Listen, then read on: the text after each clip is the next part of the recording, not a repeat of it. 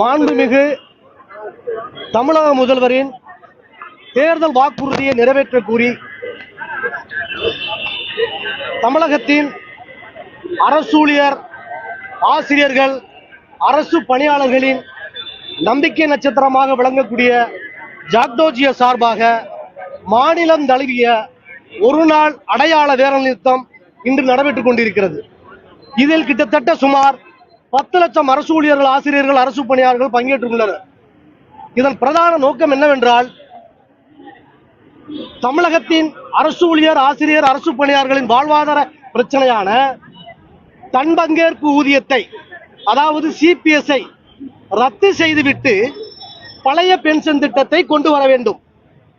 இது மாண்புமிகு முதல்வர் அவர்கள் தேர்தல் பரப்புரையில் நாங்கள் ஆட்சிக்கு வந்தால் உங்களது வாழ்வாதார பிரச்சனையை நிறைவேற்றுவோம் என்று கூறினார். கிட்டத்தட்ட 4.5 ஆண்டுகள் ஓடிவிட்டன. இதுவரை இந்த கோரிக்கை நிறைவேற்றப்படவில்லை. அடுத்த கோரிக்கைகளான அரசு ஊழியர், ஆசிரியர்களின், அதாவது தலைமை ஆசிரியர், முதுகலை ஆசிரியர், இடைநிலை ஆசிரியர், இவர்களின் ஊதிய பிரச்சனை சரி செய்ய வேண்டும். ஊதிய முரண்பாடுகளை களைய வேண்டும். டெட் என்ற உச்சநீதிமன்ற தீர்ப்பை தமிழக அரசு கருத்தில் கொள்ளாமல் ஆசிரியர்களுக்கு பாதுகாப்பு அளிக்கும் வகையில் ஒரு தீர்மானத்தை சட்டசபையில் நிறைவேற்ற வேண்டும். 41 மாத சாலை பணியாளர்களின் பணி நீக்க காலத்தை முறைப்படுத்த வேண்டும்.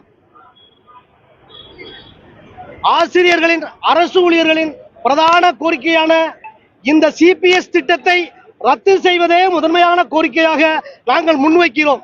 இந்த கோரிக்கையை வலியுறுத்தி இன்று தமிழகம் முழுவதும் கிட்டத்தட்ட 12 லட்சம் அரசு ஊழியர்கள், ஆசிரியர்கள் இந்த அடையாள வேலை நிறுத்தத்தில் பங்கேற்றுள்ளோம். அரசு பள்ளிகள், கல்லூரிகள், அரசு அலுவலகங்கள் அனைத்தும் இன்று மூடப்பட்டிருக்கிறது என்பதை தமிழக முதல்வர் அறிந்து கொள்ள வேண்டும்.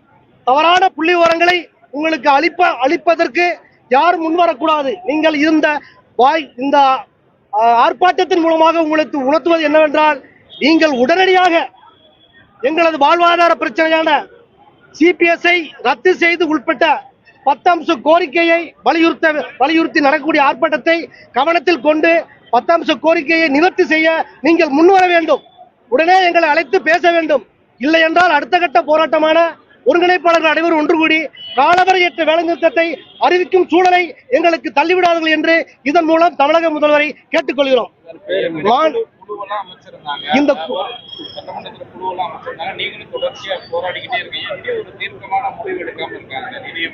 இந்த குழுவானது ஜாக்டோஜியோவின் அழுத்தத்தின் விளைவாக போடப்பட்ட குழு.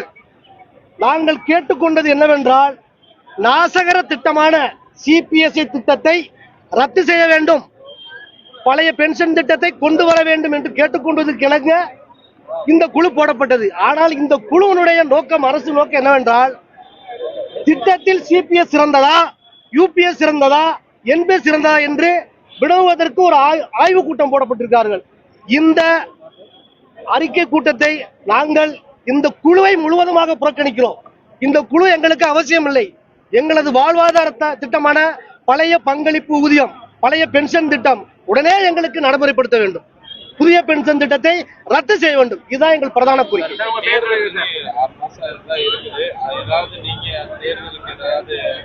இன்னொரு 90 நாட்கள் தான் உள்ளது.